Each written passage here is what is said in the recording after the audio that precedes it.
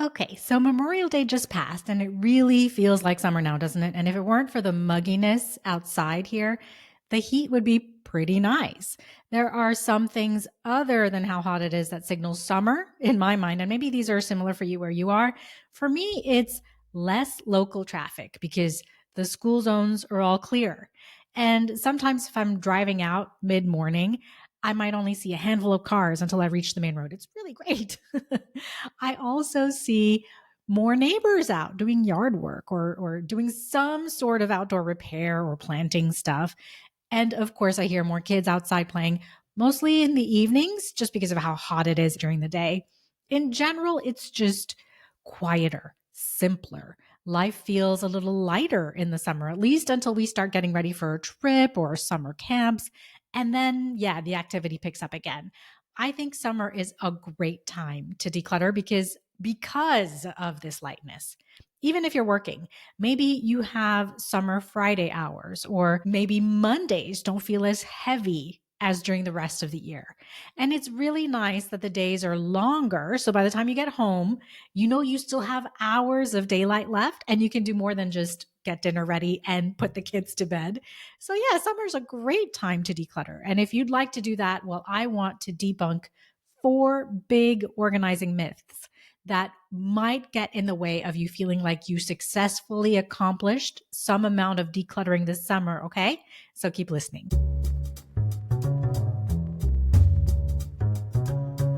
A lot of our clutter is emotionally based. It's really hard for us to get rid of the things we don't need anymore. We just can't manage to let go of these things for a number of reasons. It could be a result of how you grew up. It could be a scarcity mindset or grief about moving from one season of your life into another, guilt about spending family money on something that you just don't like anymore, sadness about letting something go that belonged to a loved one who's passed away. Lots and lots of emotional reasons we hang on to things. Beyond decluttering, we have questions about where and how to place stuff in our homes. Our homes are all different sizes. Some kitchens don't have pantries, some don't have garages or basements. Well, we are smart women, so we look for solutions to our clutter. We look at what our family and friends are doing, and of course, we look online, right? And we see all the advice. A lot of it is conflicting. One person says to touch every single item and check how it makes you feel. One says to put everything in rainbow order. Another says to get rid of stuff you haven't used in 3 months. Another says 6 months. Which of all of this advice are myths and which are worth following? Well, let me clear up four major myths that might be stopping you from even starting or even from trying to start decluttering and organizing. So, the first myth is that you should declutter by going slowly, a little at a time, or that you should declutter fast and get it done already. The myth here, I think, is the word should. You should declutter slowly a bit at a time, or you should declutter quickly. The truth is that both can be overwhelming. This might sound cliche, but you'll only have success decluttering when you choose how fast you want to go based on what's happening in your life right now, your current mindset, and your ability to make decisions, focus, and stay on task. We all want to get it done, right? So going fast makes sense. Going fast can definitely work when you're motivated by excitement and possibilities and by drastic changes to your systems and routines and habits. But be careful because if your motivation is actually coming from fear or anger or grief, you might end up making emotional decisions about what to get rid of, and that may hurt you later on. Going fast can be right at certain points in your life.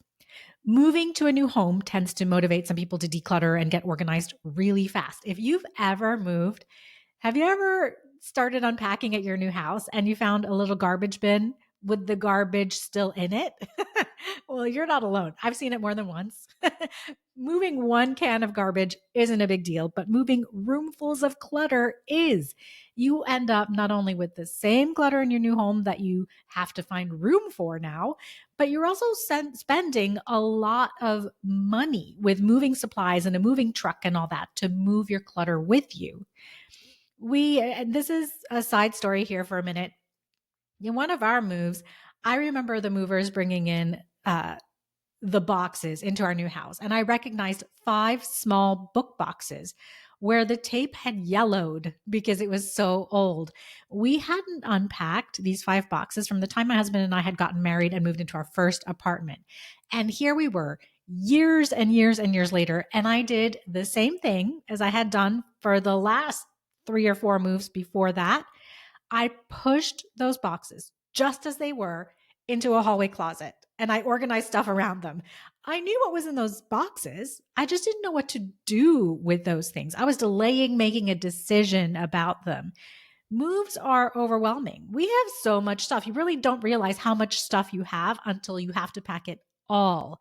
Well, those 5 boxes were things we hadn't looked at in about a decade, but we kept paying to move them from city to city, country to country. So, yes, I wish I had known then how to declutter fast in a way that works for me and my family so that our moves could have been less stressful and probably would have cost us less, because moving with 3 small children to entirely new places where you don't know anyone is already difficult, right? And the fact that I had stuff in every box, it seemed like, that I didn't know where to place in our new house because the layouts are different, the room and closet sizes are different, that made it even more difficult. I remember one day we invited some people over to our new house, and one person came in and said, "Oh, did you just move in?" Well, I laughed because we'd been in the house for over 5 months and the living room still had 5 big boxes in it. But anyway, other times when decluttering fast may work in your favor. So let's say you're welcoming one of your parents to live with you and your guest bedroom has been a thorn in your side for a long time. Well, needing that room to be cleared out fast is a great motivator. It provides you with a deadline and it'll allow you to drastically change your family's systems, routines, and habits, especially if you've been using that room as a catch all for things that don't really have a home or things that you've delayed making a decision about. So they just end up in that room. Also, if you already have the mindset of keeping only what you need or love and using all of what you have, then decluttering fast fits right into that. You already have your decision criteria when it comes to deciding what to keep and what not to. Maybe all you need then is time and a structure to follow to get it done. All right, what else? Your kids leaving for college or moving into their own place might be a good time for fast decluttering so that they take what they need from home as much as possible. So they're not wasting money buying duplicates. But also, you get a chance to go through their closets and their bookcases and all their drawers, and they'll probably be ready to get rid of clothes from middle school or notebooks and textbooks that they've been holding on to. Now, going fast means you need structure to get it done. Going into your guest bedroom and pulling everything out, and throwing stuff around is a recipe for burnout. So, guidance and structure is key. I'm going to toot my own horn for a second here, but this is why working with me works, because I have the experience to gauge how ready you may be to go fast. Joining my group program to do it together also works because this decision of how fast or how slow you should go is one of the very first things that we do. When might it be way too overwhelming to go fast with decluttering? When you've just lost a loved one and you're grieving or angry, when you've gone through a divorce and you're also grieving and angry, when you're so stressed by your work and your life that you can't sit for a moment and make a clear, structured plan about decluttering, and when you have a scarcity mindset. So getting rid of practically anything feels like it might be a disastrous decision that you'll regret later. Going slowly can be just as overwhelming as going fast. You hear that decluttering and organizing 10 minutes at a time is a great approach, so you try it. Well, that can fizzle about 3 days in because progress is slow. Yes, decision making is slow. And if there's no deadline, there's no end point. Now, I'm not saying that there's an end point to organizing, that one day you won't ever declutter or organize ever again. No, we will declutter and organize as we transition through the phases of our lives. That's inevitable. But there's a point where you have to be able to live in your home, enjoy your home, be present with your family, your friends, your hobbies, and not constantly have decluttering and organizing projects in front of you. So that's what I see sometimes when people call me and say, yes, I've tried organizing by starting small and doing 10 minutes at a time, but I feel like I'm getting nowhere. They get overwhelmed and discouraged. But going slowly works. It absolutely does when you have a structure and a deadline. And accountability is a big deal. It's not that you need to be accountable to anyone else. You're not getting graded if you don't finish something by a certain date. No, it's about having someone help you to be accountable to yourself, to remind you of what you're working towards and how far you've come. Tooting my own horn again, because I help women with this, whether they live here in Miami or they live across the world. And we work online to create this guidance and accountability. And of course, it helps to have a deadline. A move can be a big one, but even something like an August vacation coming up can help you to slowly declutter your closet, or a new baby coming gives you a loose deadline to declutter the kids' toys and check on the status of your baby gear. In both cases, going fast or going slow, the common thread is having a good, simple maintenance plan that doesn't feel like a full time job apart from your real full time job. A good maintenance plan involves your systems, routines, and habits.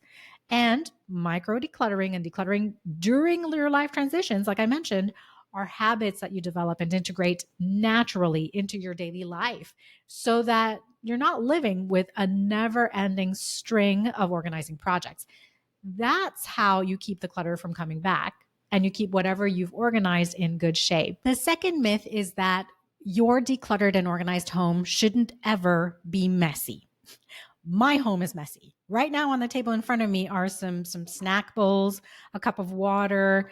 There are dog toys all over the family room floor. My sneakers from my workout this morning aren't back in my closet. There are some papers on the kitchen counter.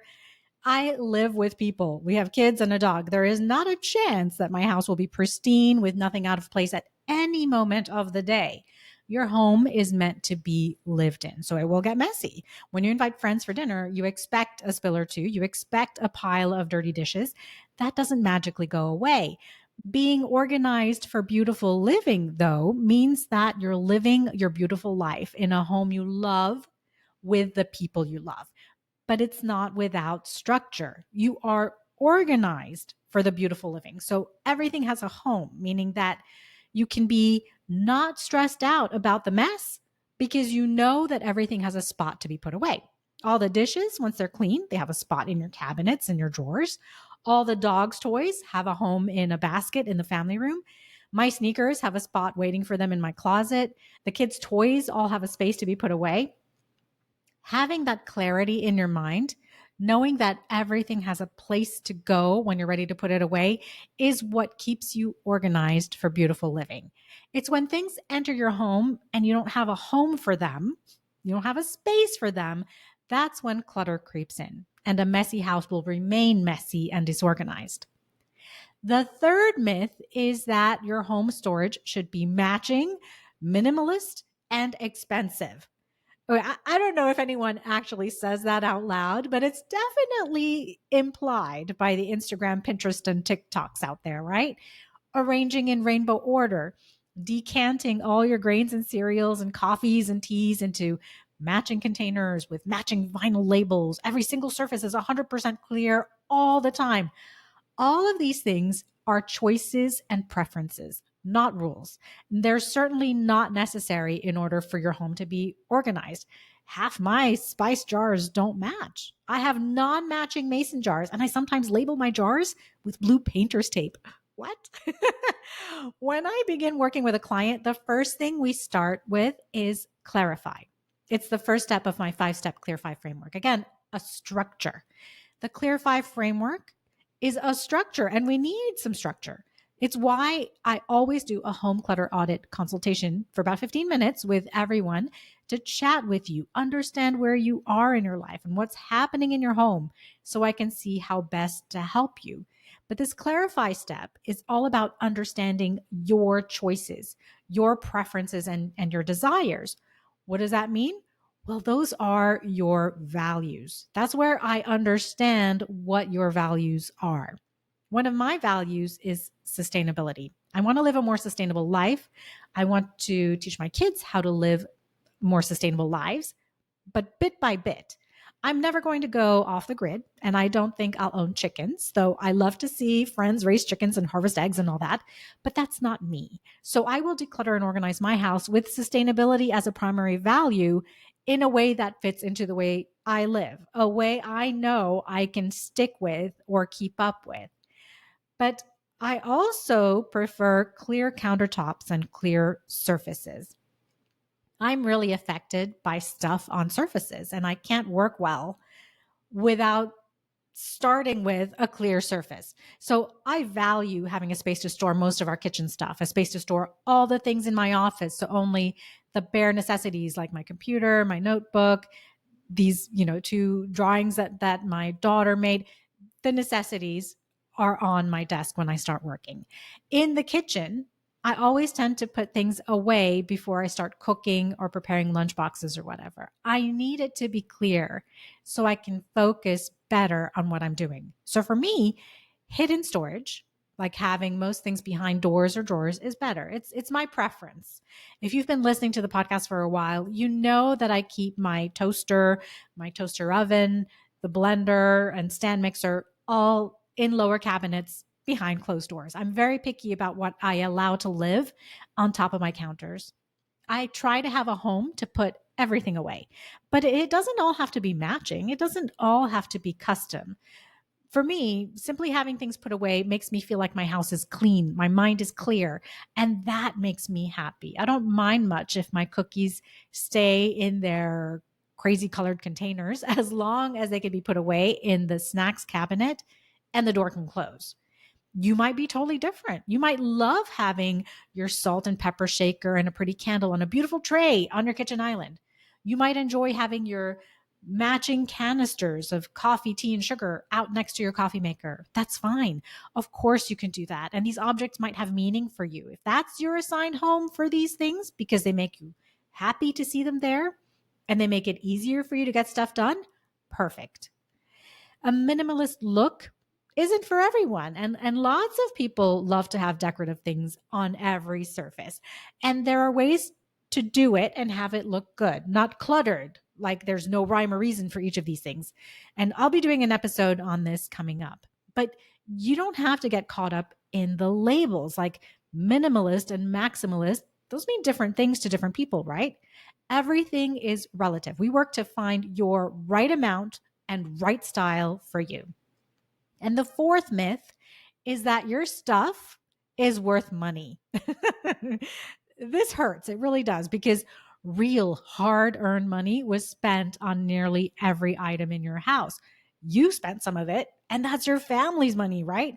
So there's guilt tied up in these items that you've bought, but there's also the things you've maybe inherited or things that someone gave you, sets of china, silver, a stamp collection, old books, Yadro collections, or you have vintage clothing in your closet. And it all could be worth good money, right? Not only the old rare stuff, but also the leather sofa you bought, the Pottery Barn huge decorative jars and vases that you bought. It's all worth something, sure, but so is your time and so is your energy. The first thing you need to do is truly to research. What has this exact thing sold for recently on auction sites or on eBay? Have you checked Facebook Marketplace to see what things have sold for? For rarer or high end items, you need to have an appraiser take a look at what you have and tell you realistically what the market looks like for those items. Only when you do the research can you really know what you can expect if you think you'd like to sell things that you don't want to keep and that maybe other family members don't want either. That's how you don't get frustrated that things are sitting on online sites and not selling for weeks or months, and that you don't waste your time and energy preparing, photographing, and listing and tracking those online sales on these online resale sites. High end or rare items could be well worth it to sell. But for other items in your house, there are other options. You could try consignment, where you just give all these items to a consigner and they will take a percentage of what they're able to resell your stuff for. You can use online marketplaces yourself, of course, and be prepared for the amount of time that it takes to list, track, and sell things, especially when potential buyers pass on the sale at the last minute. You can donate to organizations and ask for a donation receipt that you can use when you file your taxes. You can use your buy nothing groups and give these things to people who want them, no strings attached. But here, your things are being taken by families who want them. You can work with your neighbors and have a neighborhood garage sale if you like the work involved in doing this and you have a plan to dispose of whatever's left over after the garage sale. All of these things can work, and it can be fulfilling and rewarding to do them if you're realistic about the monetary value of your stuff. Otherwise, it could be a huge disappointment, which could stop your decluttering in its tracks. Disappointment hurts and it messes with our motivation. All right. So don't let these 4 big organizing and decluttering myths stop you before you even start. Remember, decluttering slowly or decluttering quickly can both be overwhelming. So you need to choose which is best for you based on your current situation, your mindset, and what your motivations are. Your decluttered and organized home will be messy at times because you are living your beautiful life in it. But that mess won't stress you if you know you have specific homes for everything and you can tidy up relatively quickly. Your home storage doesn't have to be minimalistic, expensive, or matching to be organized and decluttered. These things are based on preference and choice alone, and you can minimize the visual clutter by opting for hidden storage, meaning behind doors or drawers. And remember that just because you spent money on all the stuff in your home doesn't mean that you can recoup that money. Do your homework to research what the market will bear for your things. I had a client a few years ago who is also a good friend now, and she often tells me that what clicked for her one day was when she was part of a group program that I did. And I said at some point that all the stuff in our house was money at some point. But that money is spent. That money's gone. For things you spent your money on that increase with value over time, you may get that money back if you want. But for the rest, you need to decide how much of a burden you're going to allow that spent money to have over you. How much of a burden you're allowing those things, those items in your house to have on you.